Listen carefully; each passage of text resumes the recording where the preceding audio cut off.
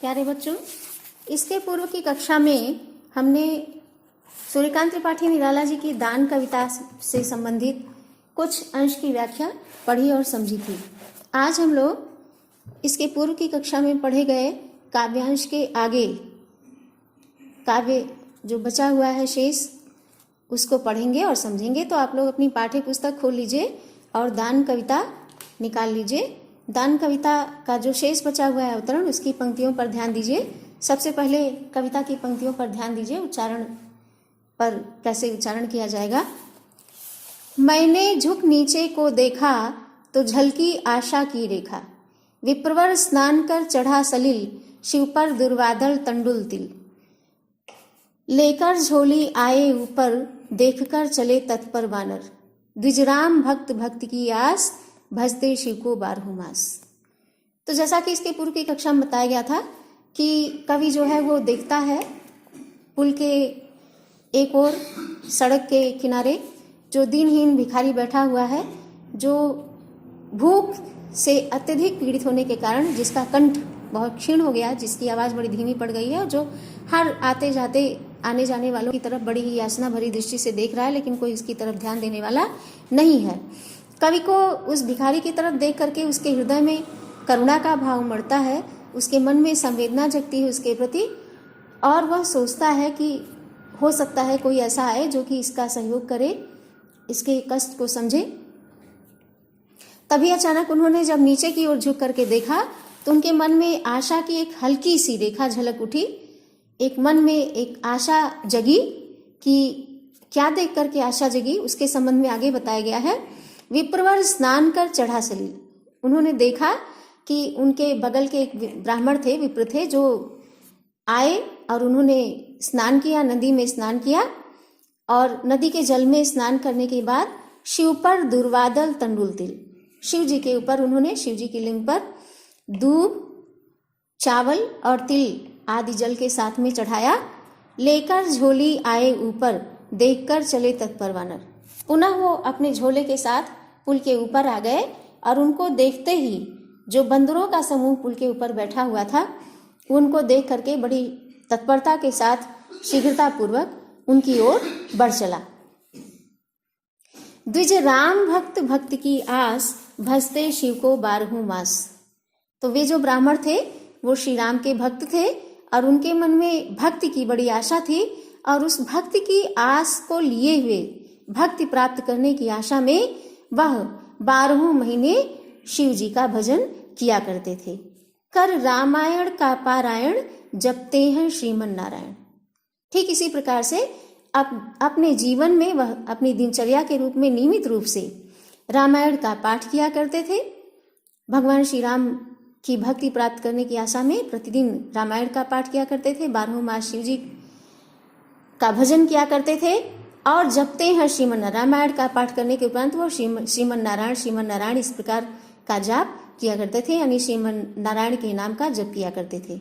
दुख पाते जब होते अनाथ, कहते कपियों के जोड़ हाथ। लेकिन उसके बाद भी जब कभी उनका मन दुखी होता था, भक्ति प्राप्त करने की आशा में जब उनको लगता था कि उनको भक्ति नहीं मिल रही है, स्वयं को अनाथ महसूस करते थे, तो उन बंदरों के सामने जा करके हाथ जोड़ करके अपने दुख को, अपनी पीड़ा को कह दिया करते थे। मेरे पड़ोस के वे सज्जन, करते प्रतिदिन सरिता मज्जन। तो मेरे पड़ोस में रहने वाले वे जो सज्जन थे, जो द्विज थे, जो श्री राम के भक्त थे, जो भक्ति की आशा लगा करके 12 मास शिव का भजन किया करते थे, जिनको देख करके वानर शीघ्रता पूर्वक तत्पर होकर उनकी ओर चल दिए थे, उनकी दिनचर्या के संबंध में बताते हुए कवि कह रहा है, निराला जी कह रहे हैं कि मेरे पड़ोस के वे जो सज्जन थे वह प्रतिदिन सरिता मज्जन, मज्जन माने होता है स्नान करना, सरिता माने नदी, प्रतिदिन वह नदी में यानी गोमती नदी में जाकर के उसमें स्नान करते थे। गोमती नदी है, इसकी चर्चा कविता के प्रारंभ में ही कवि ने की है, आप लोगों को बताया भी गया है, व्याख्या पढ़ाते हुए समझाया भी गया है। तो प्रतिदिन वो गोमती के जल में जाकर के स्नान किया करते थे, गोमती नदी में स्नान करते थे। और इस प्रकार से मतलब एक आप ये कह सकते हैं कि वो देखने में, ऊपर से देखने में, दिखाने में तो धर्म संबंधी आचरण उनका पूरी तरह से था कि वो प्रातः काल उठ जाते थे और नदी में स्नान करते थे और उसके बाद शिव जी के ऊपर तिल चावल आदि चढ़ा करके जल चढ़ाया करते थे, 12 मास शिव जी का भजन करते थे, प्रतिदिन रामायण का पाठ करते थे, श्रीमन नारायण के नाम का जप करते थे। तो ये सब कुछ वो भक्ति प्राप्त करने की आशा में किया करते थे। झोली से पुए निकाल लिए, बढ़ते कपियों के हाथ दिए। तो उनकी जो झोली उनके साथ में थी, जिसको देख करके बंदर शीघ्रतापूर्वक उनकी तरफ तत्पर भाव से दौड़ पड़े थे, एक प्रकार से चल पड़े थे। उसमें उन्होंने उन बानरों के लिए कुछ लिया था। तो क्या था उसमें? कहते झोली से पुए निकाल लिए।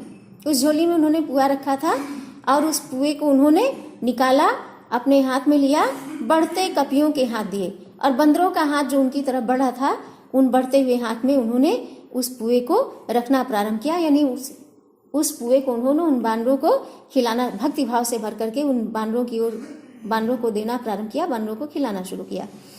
देखा भी नहीं उधर फिरकर, जिस ओर रहा वह भिक्षुथर। तो ठीक है, वो बानरों को खिला रहे थे राम भक्ति की आशा में, जो उनके पास पुए थे।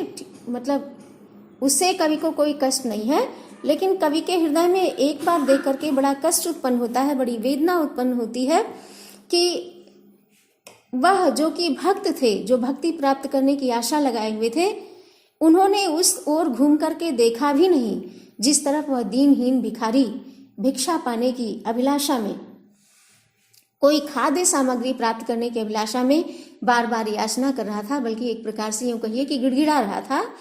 उस ओर उन्होंने घूम करके देखना भी उचित नहीं समझा। उसको देना तो दूर की बात रही, किंतु उसकी तरफ देखना भी उन्होंने उचित नहीं समझा।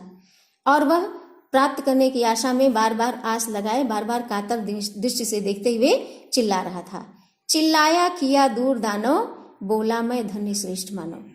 और उन वानरों को वो खिलाने के बाद उन द्विजदेव को ऐसा लगा, उन ब्राह्मण को ऐसा लगा कि अब उन्होंने अपने भीतर के जो असुरत्व के भाव थे उनको सबको समाप्त कर दिया।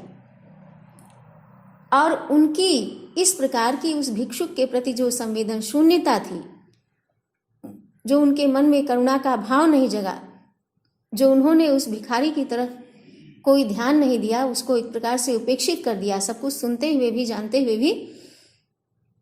इसलिए कवि अंतिम पंक्ति में व्यंग करता है कि मानव को सबसे श्रेष्ठ माना गया है, इस सृष्टि की सबसे अनुपम और सर्वश्रेष्ठ रचना कहा गया है।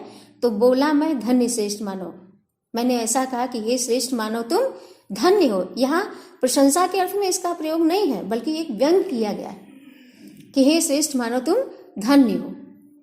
क्यों? क्योंकि ऐसे दीनहीन भिक्षुक को, जिसको कि खाद्य सामग्री की अधिक आवश्यकता थी, बल्कि उसके लिए एक प्रकार से अनिवार्य था, वह मरणासन्न स्थिति में था, किसी प्रकार से लंबी सांसें भर रहा था, क्षुधा से पीड़ित होकर आर्त स्वर में, करुण स्वर में सबको पुकार रहा था, याचना कर रहा था, लेकिन उसकी तरफ उन्होंने ध्यान नहीं दिया, जबकि वो भक्ति प्राप्त करने की आशा लगाए हुए थे और स्वयं को बड़े श्रेष्ठ आचरण वाला एक प्रकार से मानने का भाव उनके हृदय में था।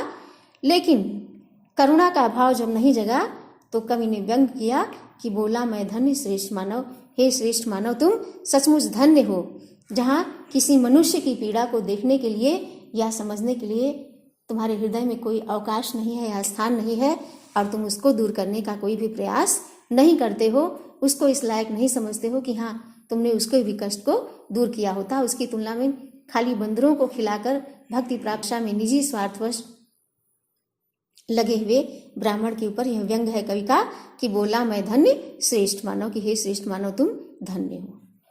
तो इस प्रकार से निराला जी की इस दान कविता की व्याख्या आज की इस कक्षा के साथ समाप्त हो जाती है।